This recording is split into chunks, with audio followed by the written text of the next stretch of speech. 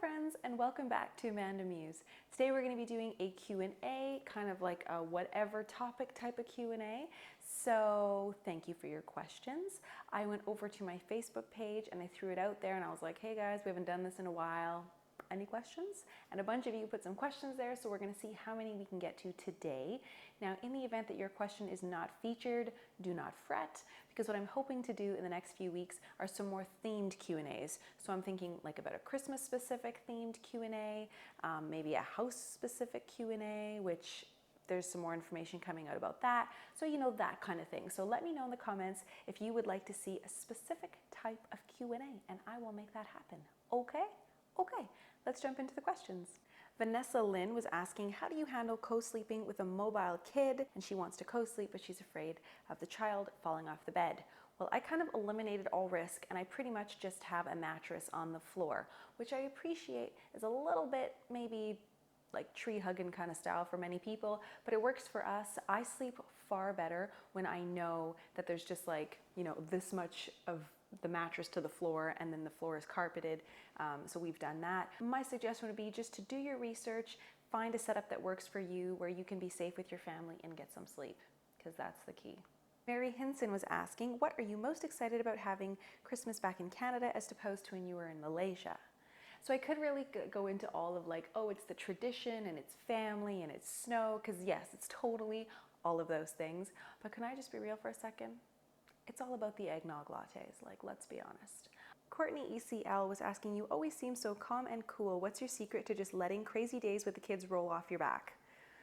The fact is I do not pick up the camera generally when I'm having a moment, you know? However, I think what I do is I try to give myself little rewards. So I just remind myself that the kids are little, it's just one day, and they will be in bed soon, at which point I can have a nice glass of wine or a refreshing beer and eat whatever snack I want to eat and just give myself these little rewards. And then on the other side of it, I try to just really appreciate my alone time, and I do things that make me feel good and bring me happiness, that kind of thing. So sometimes I just have to make myself a priority, really is what it comes down to. And I've been trying to do a little bit of a digital detox just to like clear my head and read in the evenings, or I'd like to focus on my work and I'll just be like, you know what, you have a dirty kitchen and it's going to be dirty till tomorrow, but working makes you happy, so work on this video and that'll bring you joy. You know what I mean? So I try to create balance, because the fact is you can't put more hours in the day, so you may as well make the most of what you have, right? So I hope that answers the question. Ruth Williams was asking, what things do you do as part of your self-care routine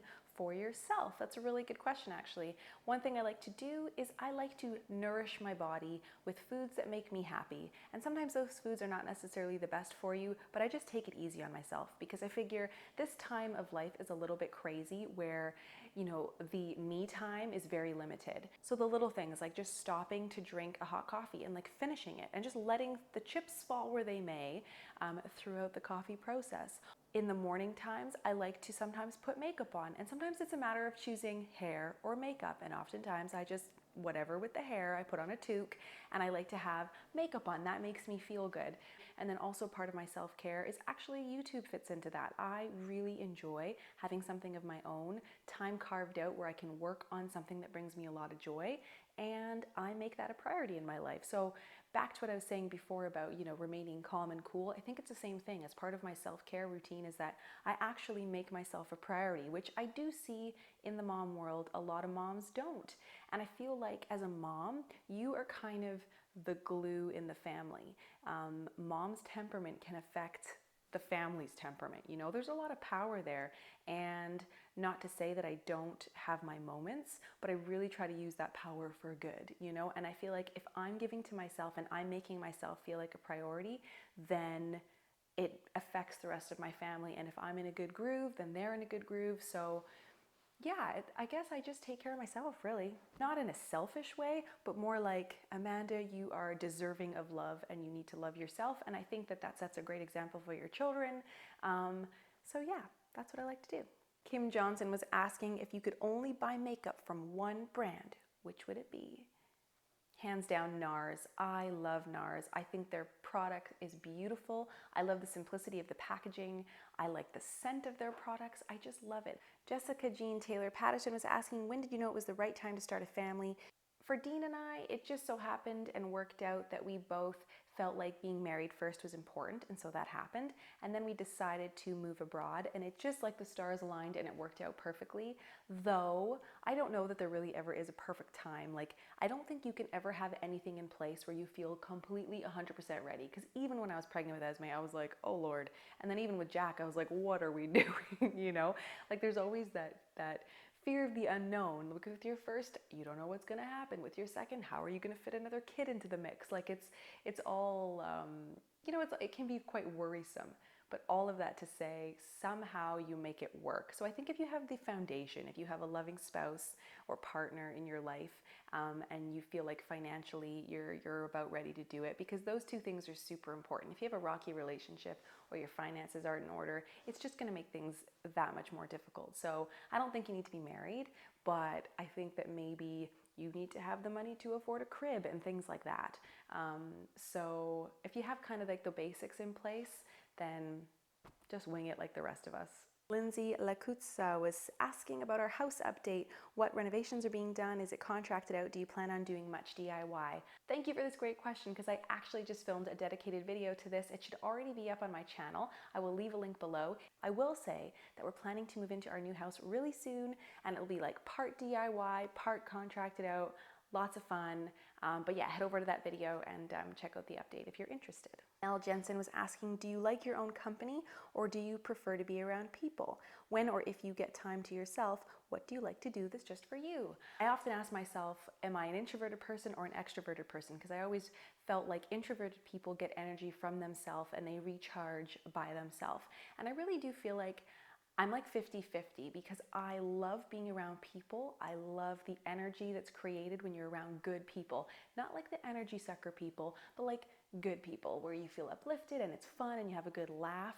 That said though, I also really appreciate and value my alone time, and I do like my own company. Even with Dean, like I don't need to be around him all the time. I like to do my own thing. And I think that's like YouTube. I've just talked about this before, but it's an opportunity for me to just be creative, and it's definitely an independent venture. You know, you tend to start out doing it all by yourself. And in my case, continue to do it all by yourself.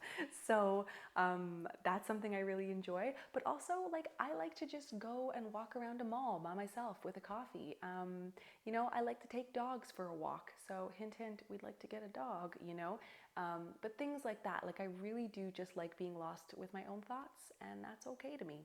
I couldn't imagine a life without friends and those female companions that I have. I just adore them, and I love the energy and I love the time spent with them, and I think it's wonderful for our kids. So yeah, I don't know. What would I be? I'm like a weird hybrid of extroverted person and introverted person. I don't know.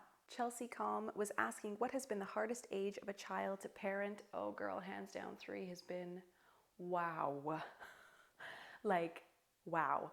I was saying to one of my friends the other day that I feel like Esme is like coming out of the land of 3, and I feel like she has these moments of clarity where I can definitely see the difference from this time last year to now. She's going to be 4 next month. Now, I don't know if it was just 3 or if it was all of the changes that our family had experienced, having moved overseas, moved in with the Baba and the Papa.